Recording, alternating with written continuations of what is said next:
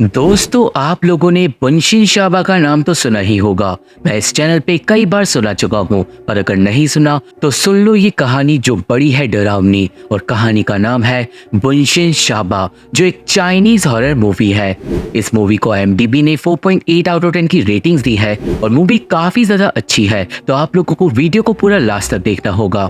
Channel पे नए हो तो मेरे इस चैनल को और मेरे सेकंड चैनल को, जिसपे सेम वीडियो इंग्लिश में मौजूद है, तुरंत सब्सक्राइब कर दो, क्योंकि अब हम देखने जा रहे हैं बुनशिन शाबा मूवी की एक डरावनी कहानी।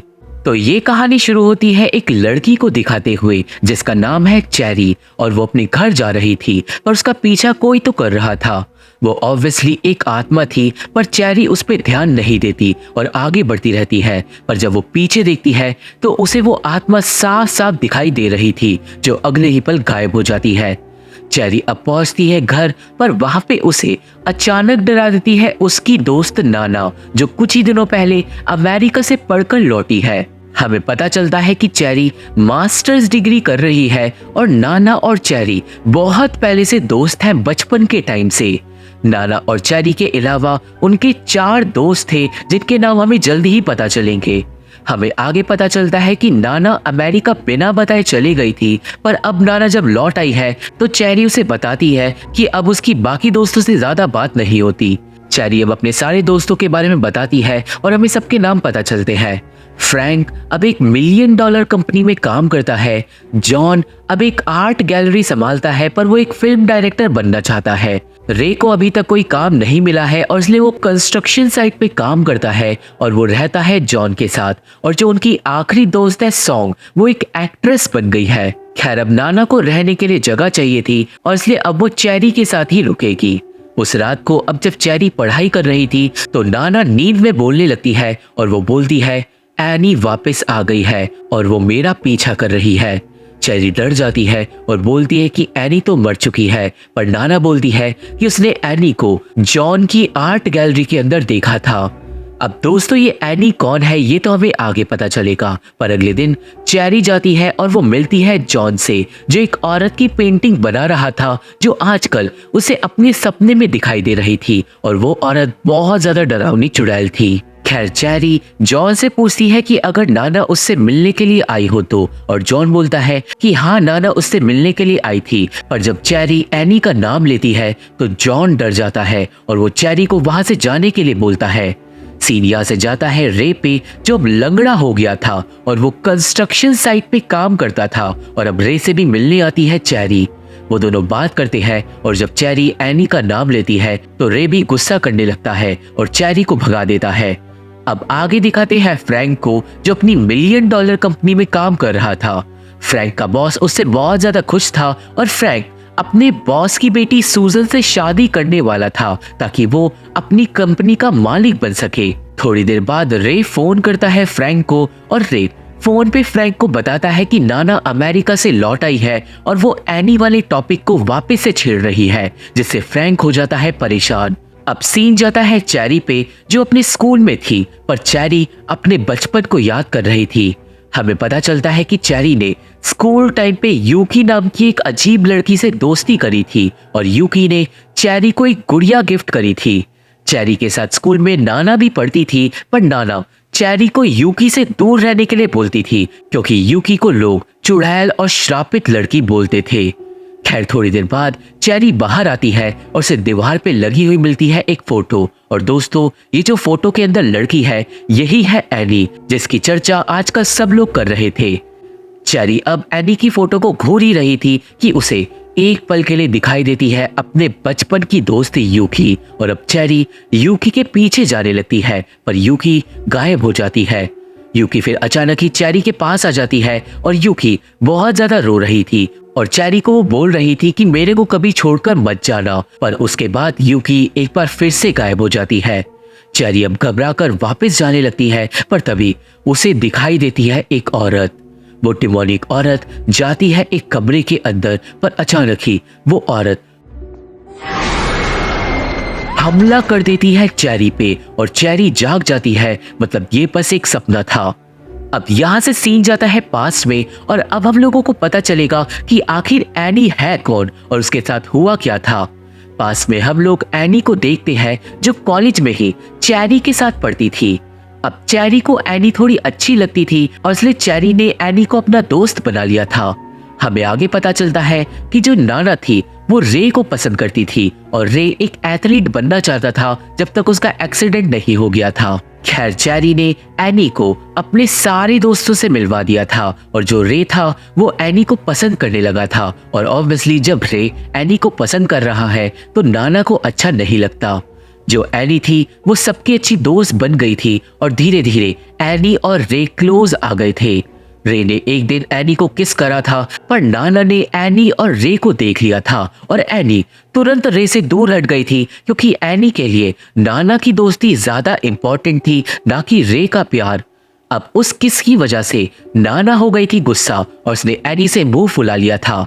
एक दिन नाना और चेरी साथ में जा रहे थे और सामने से एनी आ रही थी पर नाना ने चेरी को भी एनी से बात नहीं करने दी थी। इसकी वजह से एनी को बुरा लगा था और वो नाना को घूरने लगी थी और दोस्तों एनी के घूरने भर से ही नाना का ऑलमोस्ट एक गाड़ी से एक्सीडेंट होने वाला था जिससे नाना को अब शक हो जाता है कि एनी के साथ कुछ गड़बड़ है। अगले कुछ दिनों तक नाना एनी पे नजर रखती है और उसे कुछ अजीब चीजें मिलती है जैसे कि एनी के गर्दन पे एक अजीब से कटे का निशान था और इसके लॉकर के अंदर नाना को मिली थी वो बचपन वाली गुड़िया जिससे दोस्तों ये साफ हो जाता है कि एनी और कोई नहीं वही बचपन वाली लड़की यूकी है। पर यूकी के साथ आखिर हुआ क्या था यह हमें आगे पता चलेगा। एक दिन एनी चेरी से बात कर रही थी क्योंकि एनी नाना से फिर से दोस्ती करना चाहती थी पर तभी नाना वहाँ पे आ जाती है और वो एनी को बिल्कुल भी भाव नहीं देती। उस रात को सारे दोस्त साथ में थे सिवाय एनी के और वो सारे लोग डिस्कस कर रहे थे कि उनकी लाइफ में कुछ ना कुछ बुरा हो रहा है जब से एनी उनकी लाइफ में आई है। नाना बोलती है कि उसे यकीन है कि एनी एक श्रापित लड़की है और इसलिए अब नाना सबको ले जाती है अपने साथ बुनशिन शाबा का खेल खिलाने के लिए। वो 6 लोग अब एक टेबल पे बैठते हैं और नाना और चेरी पेंसिल पकड़कर बुलाते हैं बुनशिन शाबा को। बुनशिन शाबा की आत्मा जल्दी ही वहाँ पे आ जाती है और नाना अब बुनशिन शाबा से एनी के बारे में सवाल जवाब करने लगती है। जॉन वो सब कुछ रिकॉर्ड कर रहा था पर गेम के बीच में ही बुनशिन शाबा पोजेस कर लेती है नाना को और नाना डिमोनिक होके जोर जोर से पेंसिल घिसने लगती है पेज के ऊपर और फिर डिमोनिक बन के नाना पेज के ऊपर लिखती है यूकी का नाम जिससे चेरी चौंक जाती है और तभी एनी भी वहां पे आ जाती है जो थोड़ा लेट हो गई थी। नाना अब अचानक ही पोजेशन स्टेट से बाहर निकल जाती है पर अब एनी जब सबको ज्वाइन करती है तो नाना सबको बोलती है कि हम लोग एनी की वजह से श्रापित नहीं है, हम लोग यूकी की वजह से श्रापित है। अब क्योंकि किसी को नहीं पता था कि यूकी कौन है तो नाना सबको सुनाती है यूकी की कहानी। हम लोगों को पता चलता है कि यूकी सच में श्रापित थी और उसने एक दिन अपनी चीख से ही बहुत सारे गांव वालों को घायल कर दिया था। यूकी का श्राप कोई भी खत्म नहीं कर पा रहा था और फिर एक दिन गांव में हुआ था एक बस एक्सीडेंट जिसमें बहुत सारे लोग मारे गए थे सिवाय यूकी के। खैर क्योंकि स्कूल में यूकी चेरी की दोस्त थी तो एक दिन स्कूल से घर जाते वक्त यूकी, चेरी, चेरी का पापा और नाना साथ में रोड पे थे। यूकी एक तितली को रोड पे देखने लगी थी और यूकी को कार से बचाने के चक्कर में चेरी का पापा मारा गया था। उस हादसे के बाद से चेरी को नफरत हो गई थी यूकी से पर यूकी उसी हादसे के बाद से गायब हो गई थी और अब तक कोई नहीं जानता कि यूकी का क्या हुआ सिवाय नाना के क्योंकि अब नाना कहानी सुनाने के बाद जाती है एनी के पास और एनी की गर्दन का निशान सब लोगों को दिखा देती है और वो निशान सिर्फ यूकी की गर्दन के ऊपर था जिससे चेरी समझ जाती है कि एनी ही यूकी है। चेरी को पुरानी बातें याद आ जाती है और अब वो वहां से गुस्सा होके जाने लगती है पर एनी चेरी को रोककर उससे खूब माफी मांगती है पर चेरी एनी को माफ नहीं करती और वो अपनी दोस्ती तोड़कर वहां से चली जाती है। चेरी अब बहुत ज्यादा उदास हो गई थी पर काफी देर बाद चेरी को आता है नाना का फोन जो चेरी को तुरंत बुलाती है वापस और बोलती है जल्दी वापस आओ, एनी कहीं भाग कर चली गई है। चेरी अब भागकर वापस जाती है और उसे मिलती है एनी बिल्डिंग की छत पे। और ऑब्वियसली आप लोग अब बिल्कुल सही समझे, जो आगे हुआ वो मुझे बताने की जरूरत नहीं है, क्योंकि एनी गाड़ी के ऊपर मारी जाती है और चेरी के होश उड़ जाते हैं। सीन अब वापस आता है प्रेजेंट में, जहाँ पे चेरी उठती है सोकर एक डरावने सपने के बाद। चेरी को अब अपने कमरे में किसी की मौजूदगी फील होने लगती है और फिर अचानक ही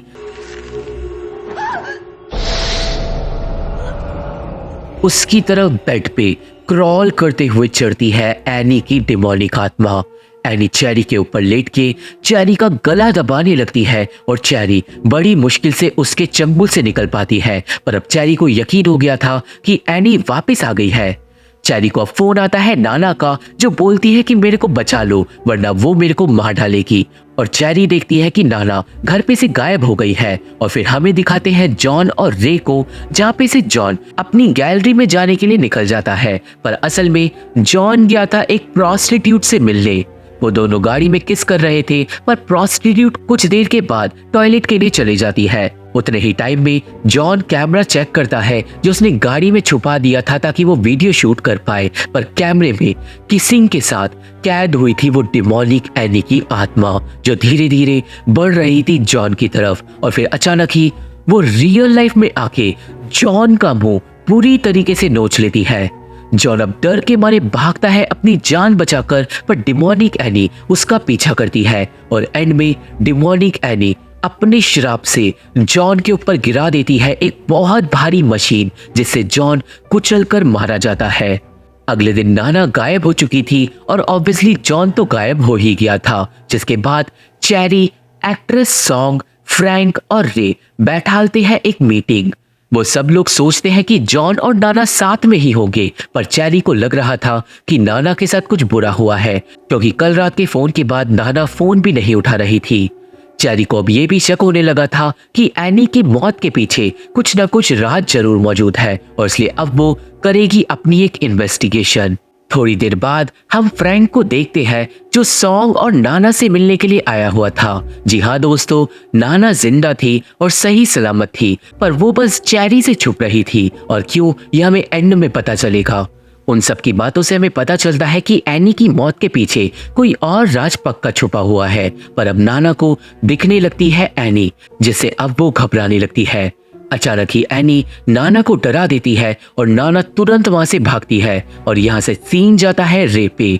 रे अब जॉन की गैलरी को संभाल रहा था, पर रात के टाइम रे को जॉन के कंप्यूटर में कुछ पुरानी वीडियोस मिलती है। और दोस्तों, उनमें से एक वीडियो जॉन ने स्पेशली बना रखी थी फ्रैंक के लिए, और उस वीडियो के अंदर उस दिन की सारी बातें थी जिस दिन सब लोगों ने बुनशी शाबा खेला था और जॉन ने सब कुछ रिकॉर्ड करा था। अब रे उस वीडियो को देखता है और उसके बाद वो अब फायदा उठाता है फ्रैंक का, और दोस्तों वो जाता है अगले दिन फ्रैंक के पास।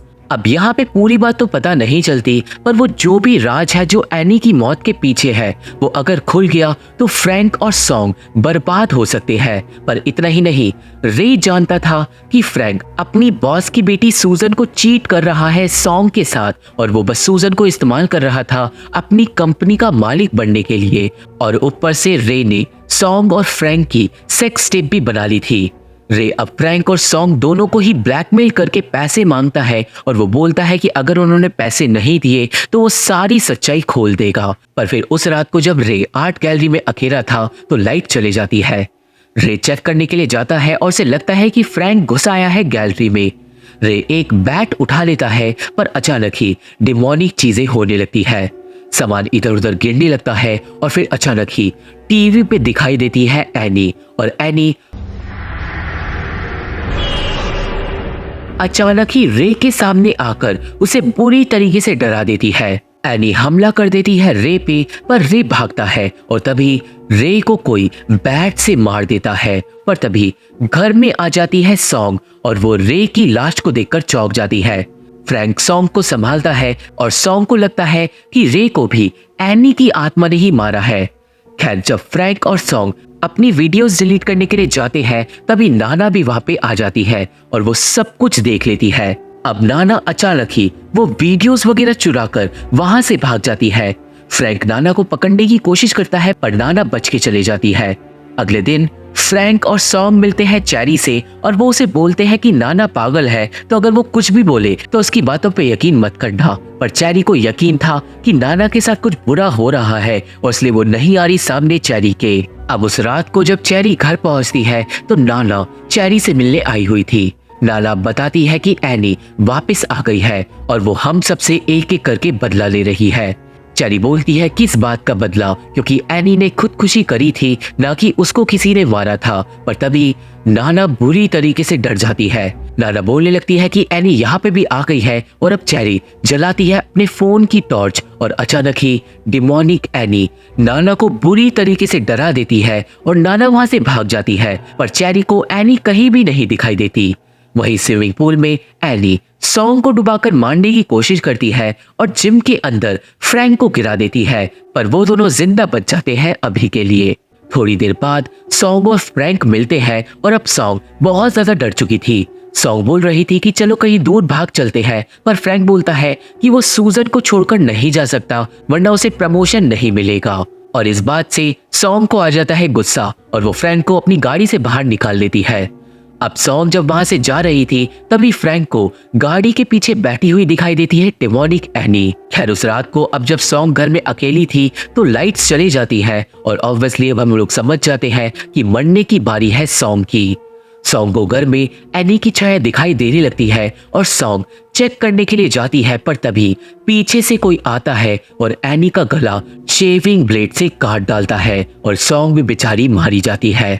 ये बात अगले दिन तक चेरी और फ्रैंक तक पहुंच जाती है, पर अब उन दोनों को पता नहीं था कि नाना कहाँ पे है। और फ्रैंक बोलता है कि शायद नाना ही सब लोगों का कत्ल कर रही है और पुलिस को भी नाना पे शक होने लगता है, क्योंकि सारे दोस्तों में वही पागल सा बिहेव कर रही थी और गायब भी हो गई थी। अब उस रात को नाना एक बार फिर से आ जाती है चेरी के पास और इस बार चेरी नाना से शांति से पूछती है कि आखिर हो क्या रहा है, पर नाना अभी भी सच्चाई नहीं बताती। नाना किसी बात से डर रही थी, पर वो बात क्या है यह हमें जल्दी ही पता चलने वाली है। चेरी अब किसी तरीके से नाना को सुला देती है और वो फ्रैंक को मैसेज कर कर बोलती है कि नाना वापस आ गई है तो तुम जल्दी से पुलिस लेकर आ जाओ। और इतना ही नहीं, जब चेरी नाना का बैग सर्च करती है तो उसे मिलता है एक विग और उसी चुड़ैल की ड्रेस, जिससे चेरी को यकीन हो जाता है कि नाना ही किलर है। चेरी थोड़ा इधर उधर और ज्यादा चेक करती है और उसे मिल जाती है वो वाली पेन ड्राइव जो नाना ने चुराई थी फ्रैंक के पास से। और दोस्तों उस पेन ड्राइव में वही वीडियो थी जो जॉन ने बना रखी थी और अब वो वीडियो चेरी देख लेती है और अब यहाँ पर चेरी को समझ आएगा कि आखिर एनी के साथ हुआ क्या था। दोस्तों अब उस वीडियो के अंदर हम लोग देखते हैं कि जब चेरी एनी से दोस्ती तोड़कर चली गई थी तो एनी गुस्सा हो गई थी नाना से। नाना और एनी में हो गई थी लड़ाई और उस लड़ाई में एनी बुरी तरीके से चिल्लाने लगी थी और दोस्तों उसकी चीख से ही सबके कान फट गए थे। डिमोनिक चीजें होने लगी थी और फिर एनी डिमोनिक बन के नाना को मारने पे उतर आई थी। एनी नाना को पकड़कर उसका गला दबाने लगी थी और सब लोग उसे रोक रहे थे कि तभी एनी ऊपर के फ्लोर से नीचे गिर गई थी और वो वहीं पे मारी गई थी। और अब फाइनली चेरी समझ जाती है कि एनी ने खुदकुशी नहीं करी थी। एनी के मरने के बाद सब लोगों ने मर्डर को कवर अप करने का प्लान किया था। वो लोग एनी की लाश को छत पे ले गए थे और फिर नाना ने कॉल करा था चेरी को जानबूझकर और उसे वापस बुला लिया था। और जैसे ही चेरी वापस आई थी तो सब लोगों ने एनी की लाश को छत से फेंक दिया था ताकि किसी को भी उन लोगों पे शक ना हो। और यही रीजन था कि नाना जैसे ही अमेरिका से वापस आई एनी भी वापस आ गई अपना बदला लेने के लिए। और ये सब देखकर चेरी के होश उड़ जाते हैं। अब तभी घर पे आ जाता है फ्रैंक, पर वो पुलिस के साथ नहीं आया था क्योंकि उसका प्लान था चेरी और नाना दोनों को ही मार के अपना रास्ता साफ करके अपनी लाइफ में आगे बढ़ने का। पर दोस्तों चेरी ऑलरेडी वीडियो देखने के बाद अपार्टमेंट से भाग चुकी थी।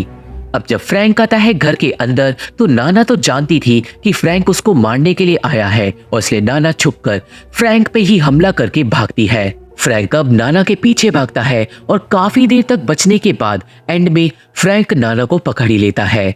सीन अब जाता है चेरी पे, जिसे कुछ भी समझ नहीं आ रहा था कि उसे क्या करना चाहिए कि तभी फ्रैंक उसे मैसेज करके बुलाता है उस छत पे जहाँ पे वो मर्डर किया गया था। चेरी वहां पर पहुंचती है और वहां पे उसे मिलती है घायल नाना।